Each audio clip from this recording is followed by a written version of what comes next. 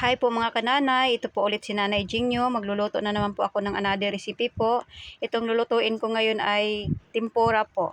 Ayan po yung mga ingredients natin. Mayroon po tayong kalahating kilo ng hipon, 3 kutsara na flour, all-purpose flour. Mayroon tayong itlog. Yung itlog po mga kananay, yung white lang po ang gagamitin natin dito. Mayroon tayong 1 kutsarita na wine, cooking wine po. Tapos mayroon tayong breadcrumbs, white pepper po, ground pepper. Tapos, may mantika din po tayo dito.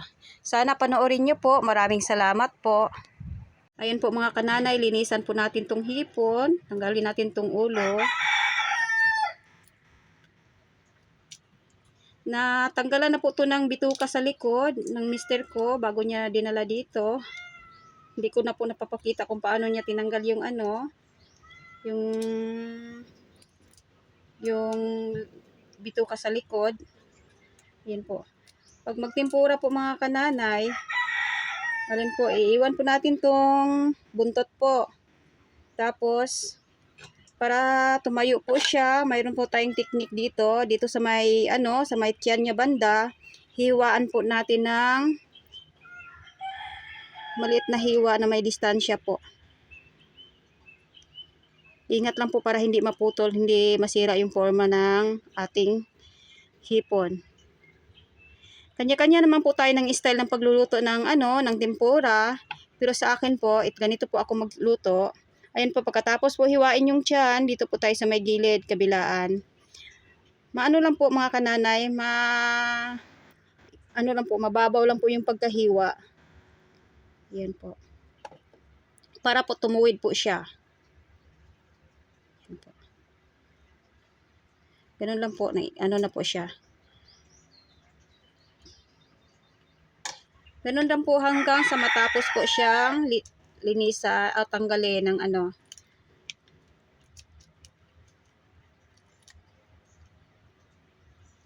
Huwag lang pong kalimutan na iiwan yung buntot po mga kananay.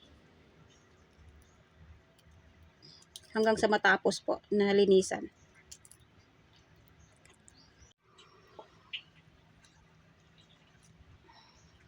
Ganun lang po ang gagawin.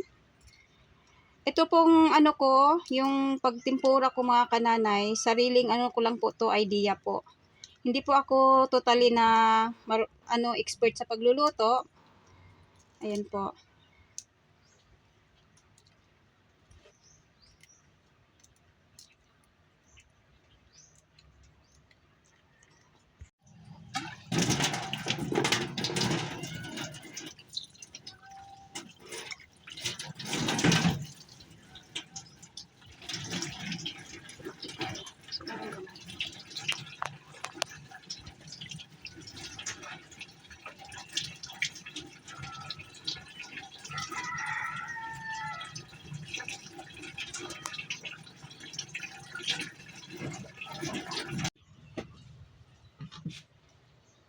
Ayan po mga kananay. Tapos natin siyang patuluin yung tubig. Ayan po. I-marinate po natin siya. Pasensya na po, nakalimutan ko pong ipakita yung asin at saka magic sarap natin kanina. Estimate lang po natin yung asin. Ako naman, hindi ako gaanong mataas sa asin. 1 kutsarita po.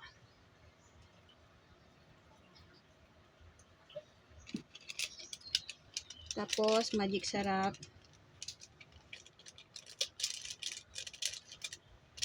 Ganyan lang po karami. Medyo na na siya kasi na-open na po siya.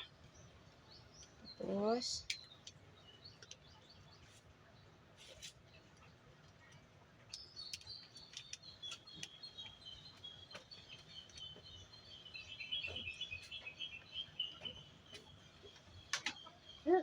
wine po. Flower.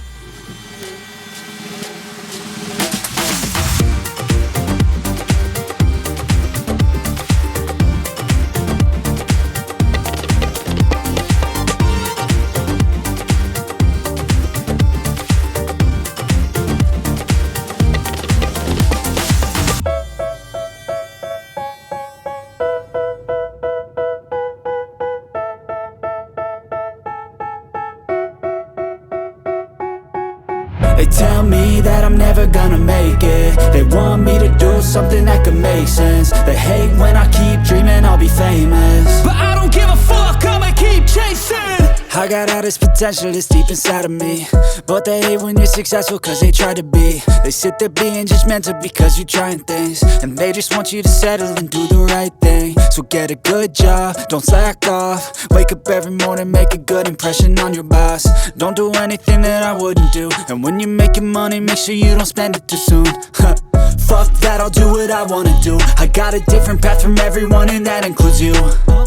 Who are you to tell me how to live life? In these times it feels like nobody is right, yeah. So I'ma figure out what else we succeed, and then invest all of my time into that and proceed.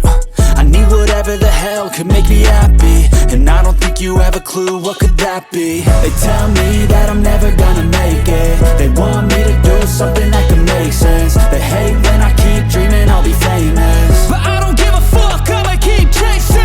They tell me that I'm never gonna make it. They want me to do something that can make sense. They hate when I keep dreaming I'll be famous, but I don't give a fuck, I'ma keep chasing. I think this life could be special if I get rid of the devils. They think that I am a rebel, I think they want me to settle. There's nobody on my level. They think that work is too stressful, I think that work is essential. The grind is all in your mental, and I don't think you understand what I'll go through just to be in control of my life soon. All the negativity, man, I'm immune. I don't really need a mask with all I've been through.